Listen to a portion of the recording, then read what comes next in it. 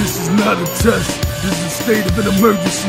Calling all hip-hop, R&B, and reggae artists. Report to Underground Entertainment Radio. That's right, get interviewed, get your shine on. Promote your website, promote your shows. DJ Gangster or DJ DT and set it off for you, baby. Underground Entertainment, your only choice for hot shit. You know what it is, baby. Stay tuned, we about to bring you an interview live right now. Yeah, you're now tuned in Underground Entertainment Radio. Back again with the artist interview session. Got the legendary Rino on the phone straight out of H-Town. What up, homie? What's up, people? What's going down? Oh, man, not much, bro. Get into these questions with you, man. The first one's, how'd you get your rap name? Oh, man, it started off as a nickname back in the days, way back in elementary school. And then once I got into the music and started writing, I just, put a little acronym together with it and just broke down the letters to killer rhymes, intellectually nullifying opponents. And it stuck with me. That's been my name ever since day one. Feeling that, man. So how long have you been in the rap game? Oh, man, from the industry side of it, I've been in it for like 21 years. But as far as writing, I'd say probably about 24 years. I started writing like 83. And so we're looking at almost 25 years, all together. Damn. Now, I noticed on your MySpace page, man, you get a lot of hits and a lot of people, man. And on one of your pictures, I think you got like your notebooks laid out on the concrete. What's up with that? Right. Well, what that is, that just evolved from the fact that when I was in school, what started off as being my schoolwork notebooks ended up turning into my rap notebooks. And people would see me walking around with those folders all the time. And it got to the point where everybody knew I didn't have no classwork in it. I had number lyrics in it. And when I would battle cats back in the days, I'd always drop a notebook right in the center of the circle right before I spit. So people just knew me for it. So once I started making records, then it was just a situation where I was like, that's already like my trademark and it's real. It ain't no gimmick stuff. So it was a real deal. So I just had so much love for it. I took my album cover pictures with my rap folder in my hand. And every cover I did, I pretty much had my folder in my hand. So this album being entitled Book Number 7, a lot of people were saying, okay, this must be his 7th album.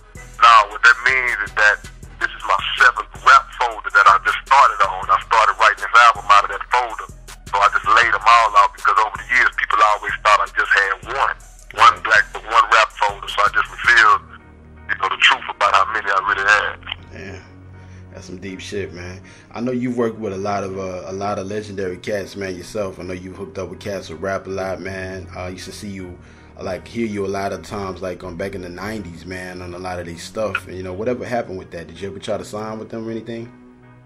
Nah, I was always one of the people who, when I looked at what Rap A Lot was doing, I wanted to do what they was doing. I looked at what Jay was doing. I wanted to do what Jay was doing. Right. So, the respect has always been there because, them cats always open their doors to me, you know what I'm saying? So basically it was a situation where I just wanted to do my own thing and, me and my father, we started up our label, which at that time was Electric City Records. When he got out of the game, we kind of left the music alone. I took it over, changed the name to Black Book International, and just been doing it on my own ever since. Okay, then I'm feeling that, man. So if you were to stop rapping today, what song do you think people will remember being your best track and why? If I was to stop, it's hard to say, man, because basically you're looking at about 16 albums. Yeah. And it would depend because you got to understand the masses have such diverse taste. Right. And I got so many diverse topics to where it would all depend on who you ask. If you ask 10 different people what's their favorite song of mine, you might get 10 different answers. So that's really one that I really couldn't just put a finger on, man. Right. Most people know me, just from my lyrical stuff when I'm just spitting some lyrics, but I try to get into a lot of real talk topics too that can help people down the line. So I really couldn't answer that question, to be honest with you. All right. So if you were given a chance to choose a major record label, whose label would you sign to and why, if you would do that at all? If I had a choice, I would choose for my label to become a major label. Right. And stay independent within myself.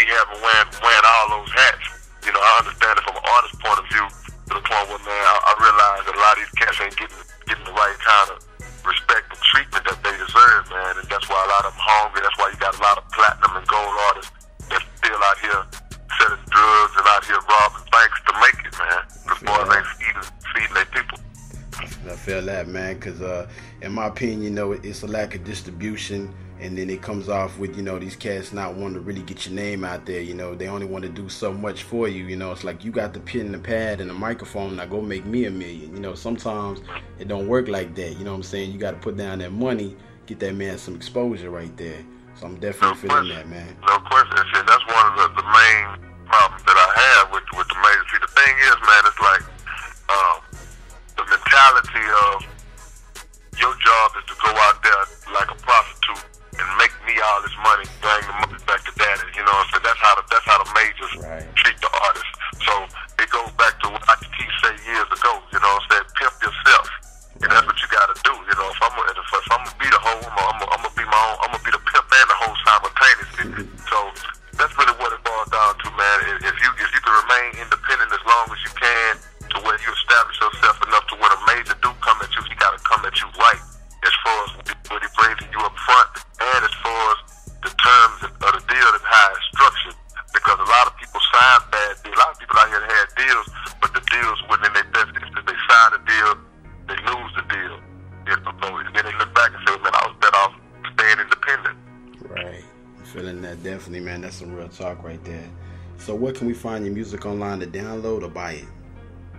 Well, basically, if anybody is interested in buying my music, all they got to do is either go to my MySpace page, which is SPCKRINO, either go to our website, and the website is SouthParkCoalition.com. It's spelled all the way out, SouthParkCoalition.com, and click the store link, and that'll take you straight to the store, and it'll show you not only my albums, but everybody that's in the SPC, multitude SPC members that got the music available on our site. So, you know, that's the whole key. We try to get more people in line as far as buying music, actually purchasing the CDs, because we feel like, you know, as a South Park Coalition, we feel like that we're not cheating the fans. We're not cheating nobody. We're not going to beat you out your $15 or your $20 like a lot of these artists are doing. When you go out and spend your money on a record, it ain't but one tight cut on it, you know, because boys are cheating the game and they're slacking. And so really, it's a double-edged sword. But we complain about people burning and downloading and bootlegging and all that, but at the same time, as an artist, you got an obligation to give these people a better product. That way, take the weight off of yourself. If they stealing your music, then you got a legitimate gripe. But when you putting out this trash that you know is just an album, just a passable album, I'm gonna make this just to get by, make this just single, just to get the exposure, move me a few units. But then when you go buy that record, man, you know, people taking a loss, man. That ain't cool, man. We got to get back to the bare essence and making every song meaningful in our albums, man. I'm definitely feeling that, bro. That's some real shit. Here's a deep question for you, man.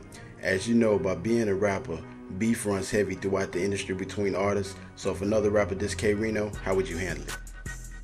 If another rapper dissed K Rino, 95% of me is going to respond to him with full force. But I leave that 5% open just on the strength of that. I got to always evaluate why this person might have said what he said. Because sometimes beef is, you know, sometimes it's because of miscommunication.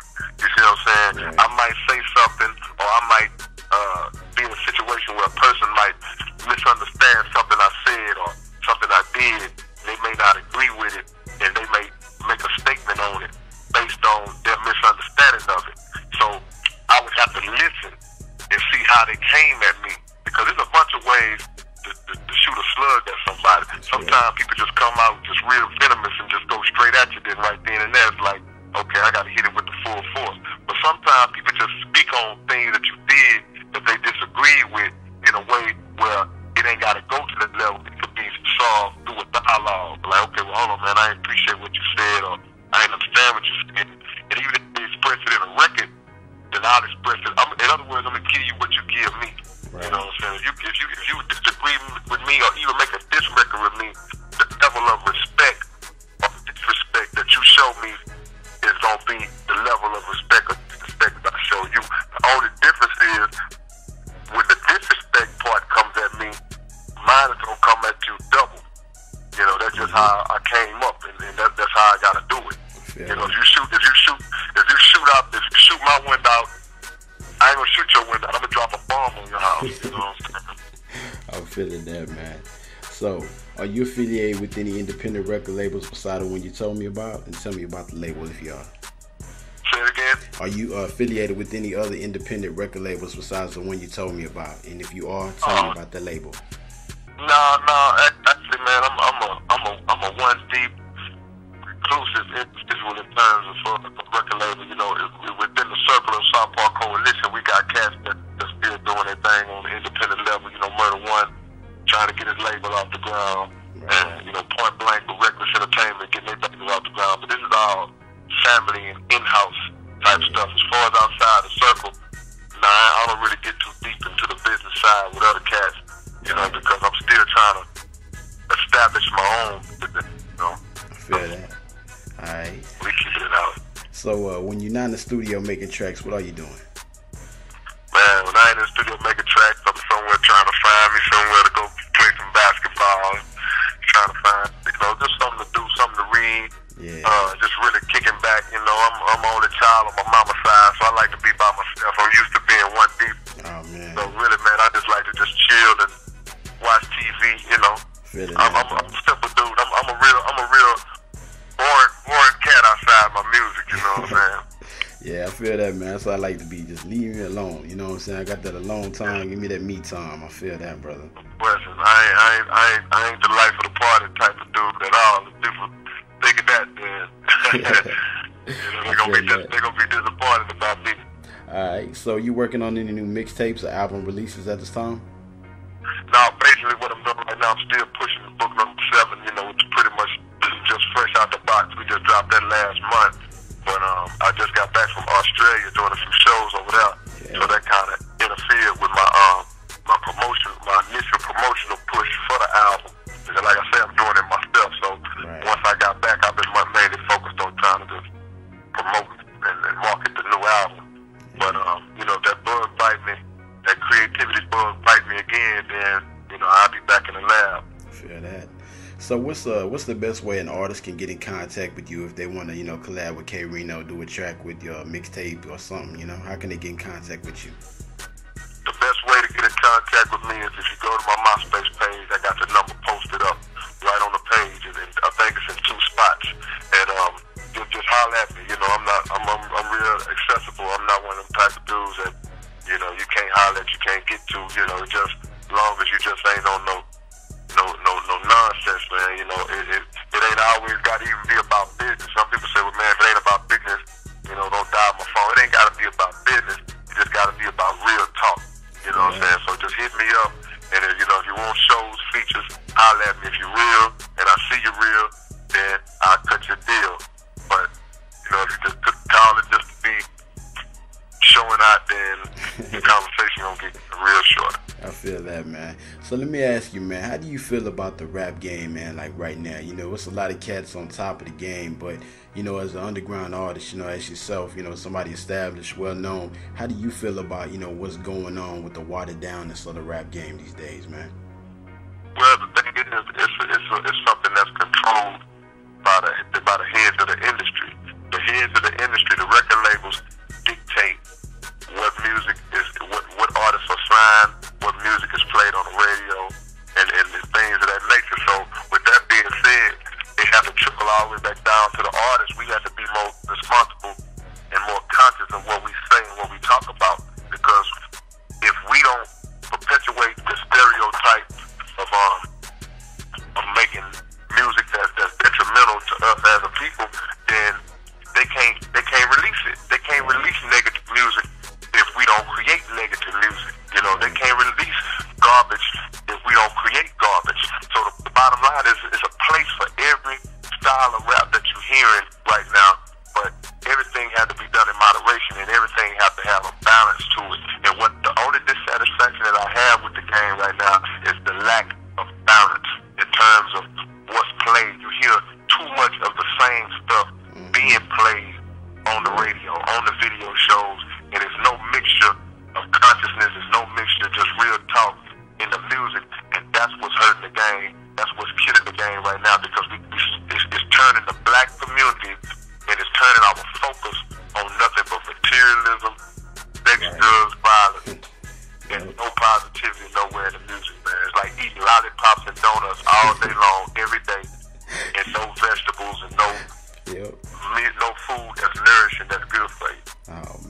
telling it like it is, man. Cause like majority of the stuff that I'm hearing on the radio that's really selling the millions and got people going crazy, it's simple stuff, man. I mean, you know, it's like snap your fingers and just give me a beat on the wall and I got a hit these days, man. But all right, so finally, is there anything you would like to promote and tell us the best way to get in contact with you?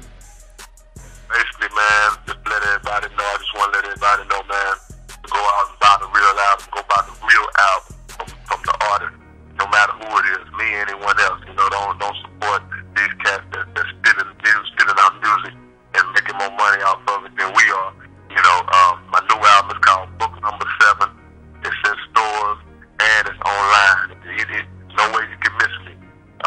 Hit me up at SouthParkCoalition.com or hit me up at MySpace.com/SPCKRINO, and that'll give you a heads up on how to get any of my music, not just the new album, but all the back catalog and stuff that's underground that people who might be familiar with me that they don't even have. So, you know, holla at your boy. Alright, man, we appreciate it, y'all. It's been the legendary K Rino, man, straight out that South Park, out of H-Town, man. And definitely, man, I'm going to try to keep in contact with you as much as possible. I know you're making a lot of moves, man, and I appreciate you taking the time doing the interview. We're going to spin some more tracks, y'all.